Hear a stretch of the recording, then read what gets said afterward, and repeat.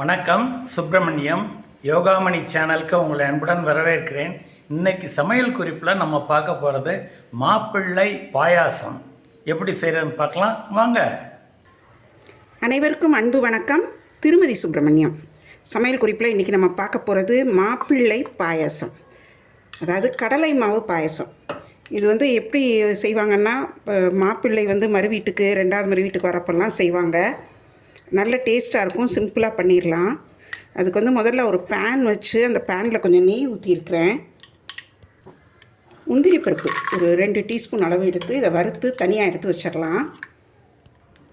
அதே பேனில் திரும்ப ஒரு டேபிள் ஸ்பூன் நெய் ஊற்றிருக்கிறேன்.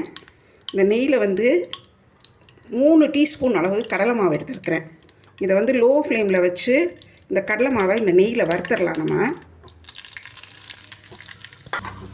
நல்ல லோ ஃப்ளேமில் வச்சுட்டு இந்த கடலை மாவு கொஞ்சம் கட்டி இல்லாமல் அதை நல்லா கரைச்சி விட்டுக்கிட்டே நம்ம அதை நல்லா ஃப்ரை பண்ணணும். அந்த நெய்யில் இந்த கடலை மாவு பச்சை வாசனை இல்லாமல் ஃப்ரை ஆகணும்.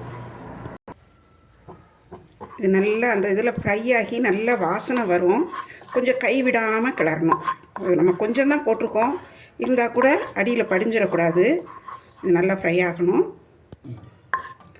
அடுப்பை அணைச்சி வச்சுட்டேன். இப்போ என்ன பண்ணணுன்னா, 1 கப் பால் எடுத்துருக்கிறேன். இதை கொஞ்சம் கொஞ்சமாக இதில் ஊற்றி கிளறலாம். கட்டி இல்லாமல் கொஞ்சம் நல்லா கரைச்சி விடணும்.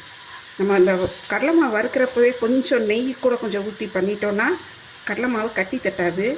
இருந்தால் கூட நம்ம பாலை திரும்ப ஊற்றுறப்போ பாருங்கள் கெட்டிப்படுது. இத்தனைக்கும் நான் அடுப்பு பற்ற வைக்கல.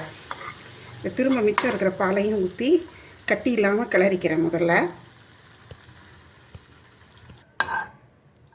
1 கப் பாலையும் கொஞ்சம் கொஞ்சமாக ஊற்றி நல்லா கரைச்சி விட்டுருக்குறேன். அடுப்பை அணைச்சிட்டு அதுக்கப்புறம் கொஞ்சம் கொஞ்சமாக ஊற்றி நம்ம கரைக்கணும், இல்லைன்னா சின்ன சின்ன பால் ஆகிடும். ஒரு 15 பாதாம் எடுத்து ஒரு 1/2 hour சோக் பண்ணி வச்சுருக்கிறேன். இது மிக்சியில் நல்லா நைஸாக அரைச்சிட்டு வந்துடுறேன். பாதாம் நல்லா ஃபைன் பேஸ்ட்டாக அரைச்சிட்டேன். அதையும் இந்த கரைச்சி வச்சுருக்கிற அந்த கடலை மாவில் ஊற்றி கலந்துட்டு இதுக்கப்புறம் அடுப்பு பற்ற வைக்கிறேன். பற்ற வச்சு லோ ஃப்ளேமில் வச்சு ஒரு 3 to 4 minutes நல்லா அதெல்லாம் சேர்கிற வரைக்கும் கொஞ்சம் கிண்டி விடலாம். அரைச்ச பாதாமும் சேர்ந்து நல்லா ஓரத்துல எல்லாம் பூத்து நல்லா கொதிக்க ஆரம்பிச்சிருச்சு.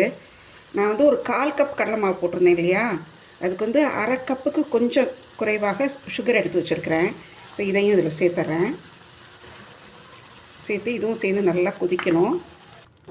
வறுத்த முந்திரி பருப்பை இதில் சேர்த்துறேன். நல்லா கொதிச்சிருச்சு. லோ ஃப்ளேமில் வச்சு தான் செஞ்சுருக்கிறேன். இந்த வீடியோ பார்த்துட்ருக்கிறவங்க இது வரைக்கும் எங்கள் யோகாமணி சேனலுக்கு சப்ஸ்கிரைப் பண்ணலைன்னா சப்ஸ்கிரைப் பண்ணிக்கோங்க. வீடியோஸை லைக் பண்ணுங்கள், ஷேர் பண்ணுங்கள்.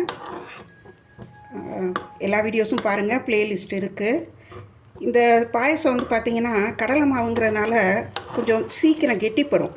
ஸோ அதனால் உங்களுக்கு பரிமாறுறப்போ கொஞ்சம் கெட்டியாக இருக்குதுன்னு நினச்சிங்கன்னா இன்னும் கொஞ்சம் பால் நல்லா ஆட் பண்ணிக்கலாம். நல்ல டேஸ்டியான ஒரு அருமையான மாப்பிள்ளை பாயசம், கடலை மாவு பாயசம் ரெடி ஆயிடுச்சு. நீங்களும் செய்து பாருங்கள், எப்படி இருந்துச்சுன்னு சொல்லுங்கள். இந்த வீடியோவை லைக் பண்ணுங்கள், ஷேர் பண்ணுங்கள். எங்கள் யோகாமணி சேனலுக்கு சப்ஸ்கிரைப் பண்ணுங்கள். நன்றி, வணக்கம்.